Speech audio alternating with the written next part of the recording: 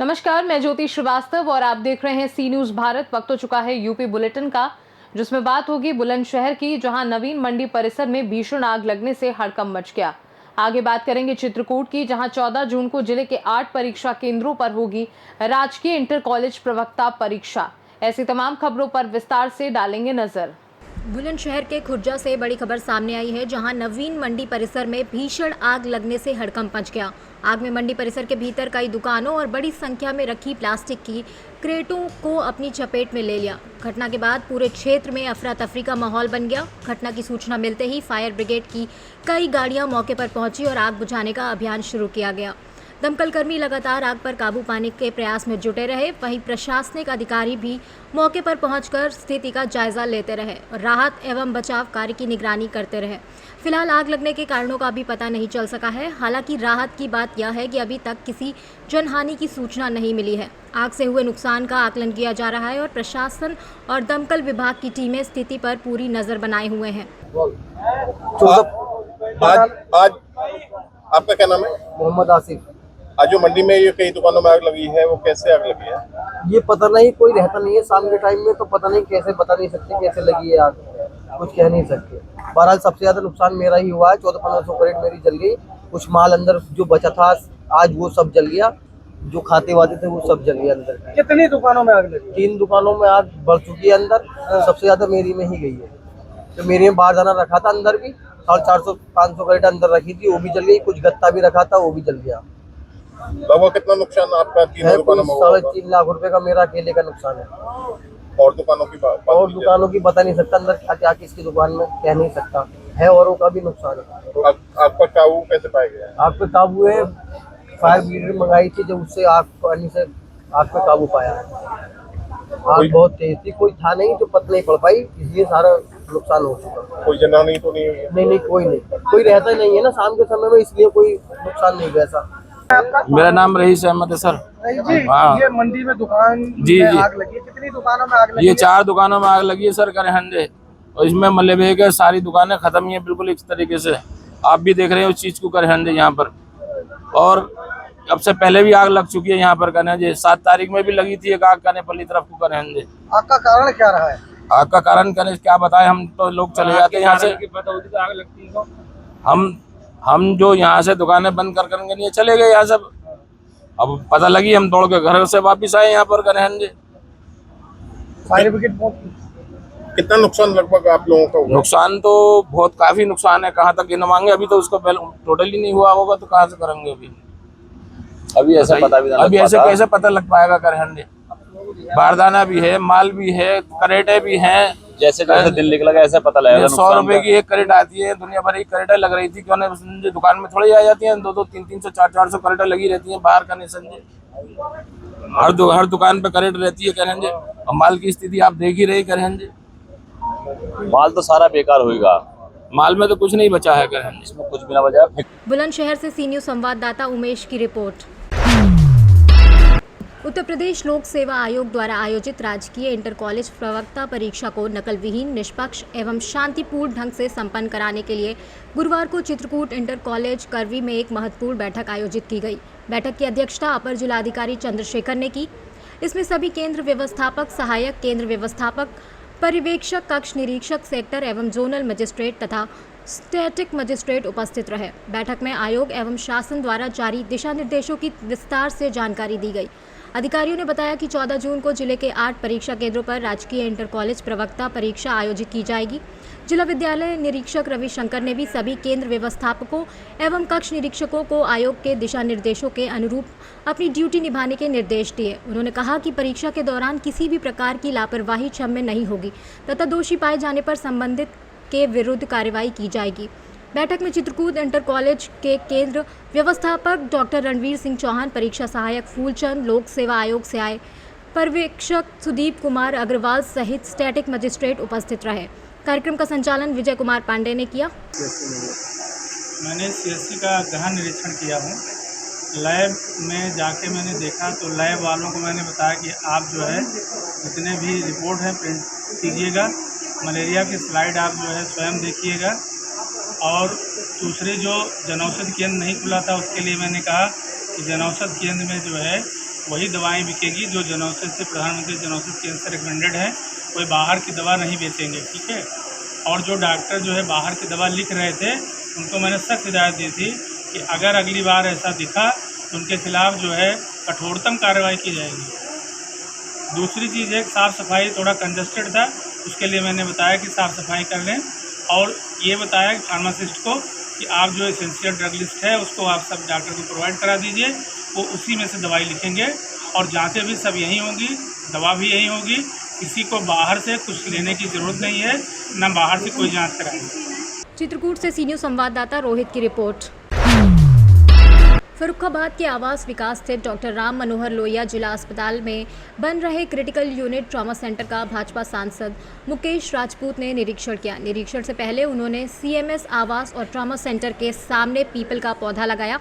इसके बाद निर्माण कार्य का जायजा लेते हुए फर्श की बेहतर फिनिशिंग कराने और शेष कार्य जल्द पूरा कराने के निर्देश दिए। सांसद ने कहा कि ट्रॉमा सेंटर शुरू होने से सड़क दुर्घटना और अन्य गंभीर मरीजों को समय पर इलाज मिल सकेगा, जिससे कई लोगों की जान बचाई जा सकेगी। उन्होंने कहा कि यह सुविधा फर्रुखाबाद समेत आसपास के जिलों के मरीजों के लिए भी लाभदायक होगी और मेडिकल कॉलेज की कमी को काफ़ी हद तक पूरा करेगी। निरीक्षण के दौरान अस्पताल प्रशासन ने स्टाफ की कमी की समस्या भी रखी। इस पर सांसद ने कहा कि वह प्रदेश के स्वास्थ्य मंत्री और उप मुख्यमंत्री से वार्ता कर ऑर्थो, न्यूरो समेत अन्य विशेषज्ञ चिकित्सकों और स्टाफ की व्यवस्था कराने का प्रयास करेंगे।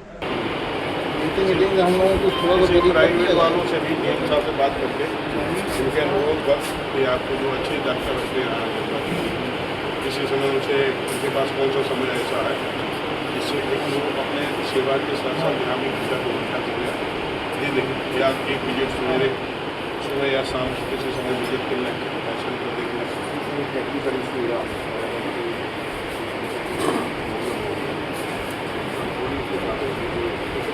नहीं है। ऐसा है कि हमारा स्टाफ तो रहेगा नहीं। अब जैसे कभी कभी आंखों का नहीं या मानिए कोई न्यूरो नहीं है हमारे पास, तो न्यूरो सर्जन से हम अनुरोध कर लें वो आ जाए, 1 घंटा के लिए विजिट कर ले, यदि है तो वो सजेस्ट कर जाएगा। अब वो देखिए किसी के साथ नहीं है, जब हम किसी को पैसे तो लेंगे नहीं, जो झोला छाप हम लेंगे MBBS MD को लेंगे, तो अब उसके हाथ से भी कोई कैजुअलिटी हो जाती है, क्या कर सकते हैं। वो तो एक तरह से डॉक्टर है, डॉक्टर ये थोड़ा दिखता कौन जात कौन धर्म कौन मरद मजहब का गरीब है अमीर है, वो तो ये देखेगा और अपनी राय लिखेगा। और जो जूनियर है वो सर उसका भी प्रस्ताव मांगा है सुपर स्पेशलिस्ट का, क्योंकि जब ट्रामा सेंटर बना है तो ट्रामा सेंटर लोगों की कोई उम्मीद का केंद्र होता है। फर्रुखाबाद से सी न्यूज़ संवाददाता आदेश कुमार शर्मा की रिपोर्ट।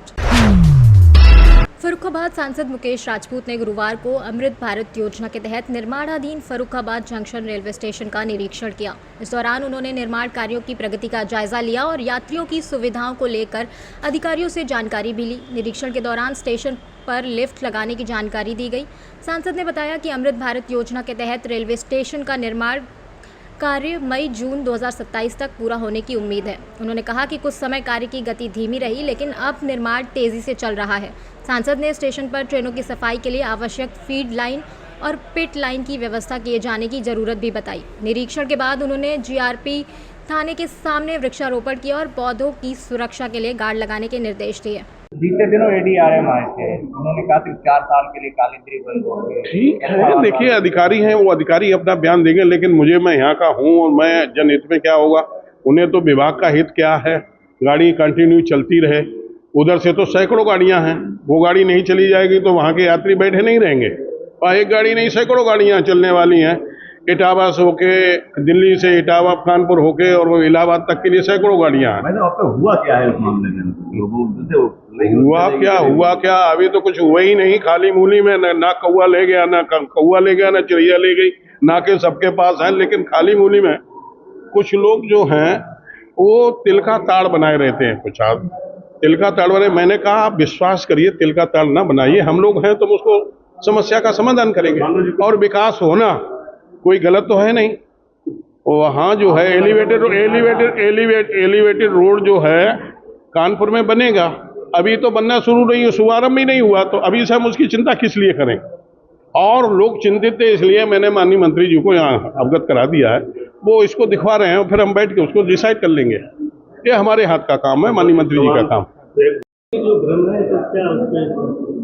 देखिए, कालिंदी ट्रेन के लिए मुझे लगता है कि फर्रुखाबाद के लोगों को ये भ्रम नहीं पालना चाहिए, बंद होगी। ये जरूर है कि शासन को रिपोर्ट गई होगी कि यदि यहाँ पर आगे लाइन कानपुर में जो है बाधित होगी तो उसके लिए उसका विकल्प क्या है, तो लोगों ने कहा होगा उसको टूंडला से सुखोवाबाद से सीधा इटावा का वैसे घुमा दिया जाए। अधिकारियों का काम है सुझाव देना जब बंद होगी। लेकिन हम सबका मानना है कि फर्रुखाबाद कालिंदी ट्रेन जो है वो इकलौती ट्रेन है और पहले फर्रुखाबाद से संचालित होती रही है। तो फर्रुखाबाद से संचालित होती रही उस चीज़ को हम लोगों ने पहले कानपुर से प्रयागराज तक बढ़वाया। अब नहीं है, उधर रास्ता रूट सही नहीं है तो फर्रुखाबाद से चलेगी।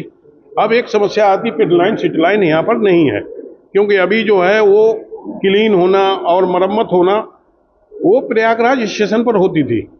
हमारी जो भिवानी में जो है पिट लाइन सिट लाइन जो है वो 15 डिब्बा की है, तो वहाँ हो नहीं सकती है। तो इसलिए फर्रुखाबाद में होना है। तो अब देख रहे कासगंज में भी पिट लाइन सिट लाइन है, या यहाँ पर वैकल्पिक रूप से कोई व्यवस्था कराई जाए जो यहाँ पर बन जाए।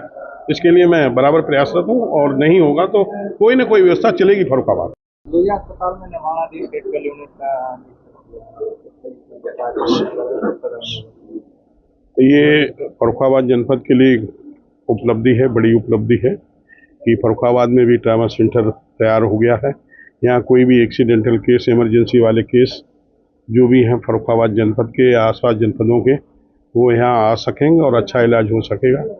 और ऐसा मुझे लगता है कि समय के अभाव में जल्दी लोगों को, पेशेंट को जल्दी उन्हें इलाज मिलेगा तो उनके प्राण बच सकेंगे। ऐसी मैं ईश्वर से कामना करता हूँ और ये ट्रामा सेंटर अच्छा चलेगा। इसके लिए हम सब लोग अच्छी सी व्यवस्था बनाएंगे कि इस ट्रामा सेंटर का आसपास में किसी जनपद में नहीं है और जनपद में है तो वो दूरी ज़्यादा है। तो इसलिए ये ट्रामा सेंटर हमारे मेडिकल कॉलेज की भरपाई करेगा कुछ न कुछ। दोनों अस्पतालों के कीमत मौजूद है, तो समस्याएं बताई हैं।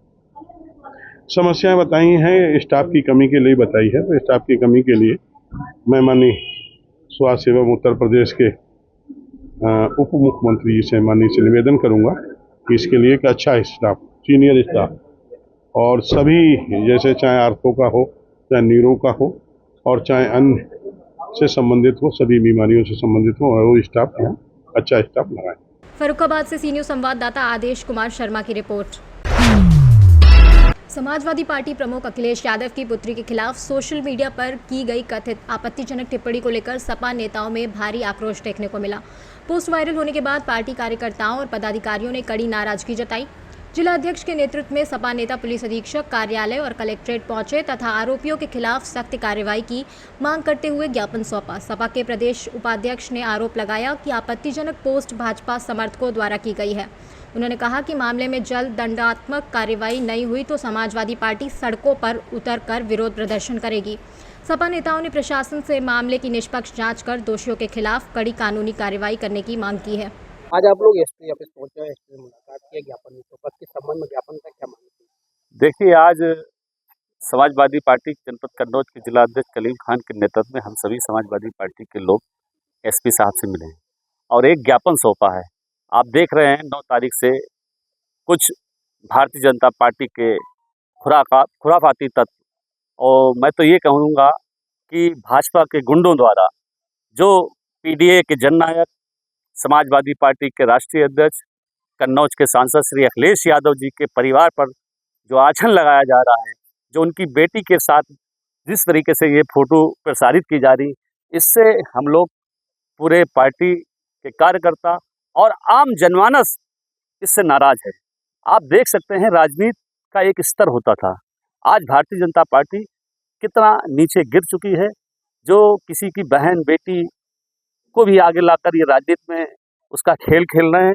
आप देख लें कि आज तक राजनीति हुई है तो कभी किसी के परिवार को आगे नहीं किया गया है।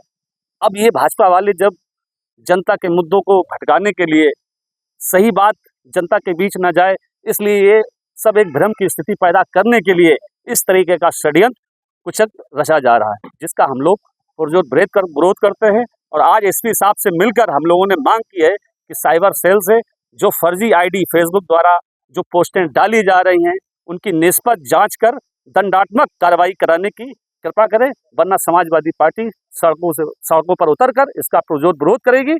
और अगर इस पर रोक नहीं लगाई गई तो हम लोग बड़ा धरना प्रदर्शन करेंगे जिला अध्यक्ष जी के नेतृत्व में। कन्नौज से सी न्यूज़ संवाददाता सीबू सैनी की रिपोर्ट।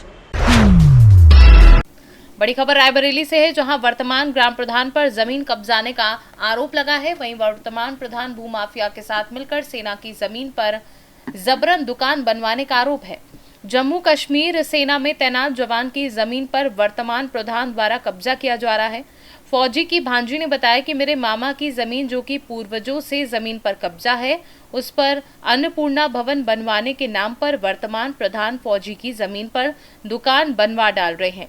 फौजी की भांजी ने कहा कि इसकी शिकायत जिलाधिकारी, लालगंज तहसील और कई जगह हमने की है, लेकिन अधिकारी सुनवाई नहीं कर रहे। वहीं अधिकारियों की मिलीभगत से वर्तमान प्रधान द्वारा कब्जा नहीं हटाया जा रहा है। फौजी की भांजी दर दर भटकने को और ठोकरे खाने को मजबूर है। पूरा मामला लालगंज तहसील थाना खीरो के दुकनाहा गांव का है। नाम उमा कुशवाहा है। क्या मामला है आपके यहाँ जमीन का? मेरे मामा जी के पूर्वजों की जमीन है। मेरे मामा जी फौज में, उनका नाम चंद्रभान कुशवाहा है। वो इस समय बॉर्डर पे तैनात हैं। उनकी बोमधरी जमीन पे कुछ लोग कब्जा कर रहे हैं। कितनी जमीन है? सर, ये 60 साल पुरानी जमीन है।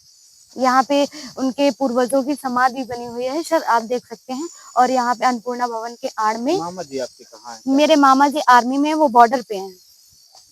तो यहाँ पर किसी से शिकायत की गई है? सर हाँ, मैंने थाने में एप्लीकेशन दी है, तहसील में एप्लीकेशन दी है, डीएम साहब के यहाँ एप्लीकेशन दी, जिससे कोई सुनवाई नहीं हुई और अन्नपूर्णा भवन के नाम पे अवैध कब्जा कर रहे हैं। मैं चाहती हूँ जो सरकारी कार्य हो जाए, मुझे उससे कोई तकलीफ नहीं हुई, पर जो अवैध कब्जा हो रहा है उसको गिराया जाए। अभी तक कोई अधिकारी प्रशासन आया? नहीं, अभी तक सर कोई नहीं आया है। उस दिन 112 को कॉल किया था, वो लोग आए हुए थे, बोले थे थाना दिवस वाले दिन गिरवा देंगे इसको। तो क्या हुआ सर? अभी तक परसों शनिवार को थाना दिवस है, देखते हैं सर क्या होता है उस दिन। रायबरेली से सीनू संवाददाता वीरेंद्र साहू की रिपोर्ट। सोनभद्र के ओबरा सेक्टर 9 न्यू कॉलोनी में केंद्र सरकार के 12 वर्ष पूर्ण होने के उपलक्ष्य में 12 वर्ष विश्वास, विकास और जन कल्याण महा जनसंपर्क अभियान के तहत जन चौपाल एवं सुंदरकांड पाठ का आयोजन किया गया। कार्यक्रम में उत्तर प्रदेश सरकार के समाज कल्याण राज्य मंत्री एवं ओबरा विधायक संजीव कुमार गोंड शामिल हुए। जन चौपाल को संबोधित करते हुए मंत्री ने कहा कि प्रधानमंत्री नरेंद्र मोदी के नेतृत्व में देश विकास के नए आयाम स्थापित कर रहा है और विकसित भारत 2047 के संकल्प को पूरा करने की दिशा में तेजी से आगे बढ़ रहा है। आवास योजना की लंबित दूसरी किस्त के सवाल पर मंत्री ने कहा कि डीबीटी के माध्यम से लाभार्थियों को लाभ पहुंचाने की प्रक्रिया लगातार जारी है। जहां भी लापरवाही की शिकायत मिलेगी, वहां जांच कर आवश्यक कार्रवाई की जाएगी ताकि पात्र लोगों को समय पर योजनाओं का लाभ मिल सके। मंत्री जी, केंद्र सरकार के 12 साल पूरे हो गए हैं और इनकी उपलब्धियों किस तरह से आप देख रहे हैं? भारतीय जनता पार्टी के नेतृत्व में देश के सबसे प्रधानमंत्री नरेंद्र भाई मोदी जी के 4,399 मतलब 4399 दिन आज उनका कार्यकाल पूरा हो गया है, कुशल रूप से पूरा हो गया है। 2014 से लेकर के जो विकसित भारत का जो सपना है, वास्तव में देश के यशस्वी प्रधानमंत्री जी उसको पूरा करने का काम कर रहे हैं। आप सब देख रहे हैं कि जो सबसे निचले पायदान में रहने वाले अंतिम व्यक्ति है, उन व्यक्तियों को ऊपर उठाने का काम हो रहा है। तमाम ऐसी हमारे केंद्र सरकार की योजना जो चल रहा है, जो गरीबों के हक में है, आज उसी क्रम में आज हम सब अपने ओबरा मंडल के सभी पदाधिकारियों के साथ अभी हम लोग भजन कीर्तन के माध्यम से माननीय देश के सबसे प्रधानमंत्री जी को मैं हार्दिक बधाई और शुभकामनाएं देता हूं कि निश्चित रूप से यह जो 2047 का जो विजन है, जो हमारे भारतीय जनता पार्टी का और देश के सबसे प्रधानमंत्री जी का, वह निश्चित रूप से पूरा होने का काम होगा। ये 27 के चुनाव में विपक्षी पार्टियां उसको एक रणनीति बना रही है, उस क्रम में जो लापरवाह विभाग है उसको आप कैसे देखते हैं? क्योंकि जहां शहरों 5G चल रहा है और गांव में आज भी लोग पेड़ पहाड़ों पे चढ़ के फोन लगाने के लिए मजबूर हैं। आपने सदन में आवाज उठाई, धरातल पे नेटवर्क आया, लेकिन वो चालू न होने के कारण जो गाँव की बदहाली है। देखिए, विपक्ष के लोग जब सत्ता में रहे तो कुछ काम नहीं किए। 2017 के बाद उत्तर प्रदेश ने हमारा विधानसभा ओबरा में एक एक गांव में, एक एक गली गली में बिजली लगने का काम हुआ, रोड बनने का काम हुआ, यही नहीं बड़े बड़े नदी नालों में पुल बनने का काम हुआ। निश्चित तौर पर आज जो नेटवर्क की समस्या है, नेटवर्क समस्या को लेकर के मैं कई बार माननीय दूरसंचार केंद्रीय मंत्री से मिला हूं। अभी 15 दिन पहले फिर मिल के आया हूं। निश्चित रूप से उन्होंने आश्वासन दिया है कि 2027 के पहले जिन क्षेत्रों में नेटवर्क की सुविधा नहीं है वहां नेटवर्क लगने का काम होगा।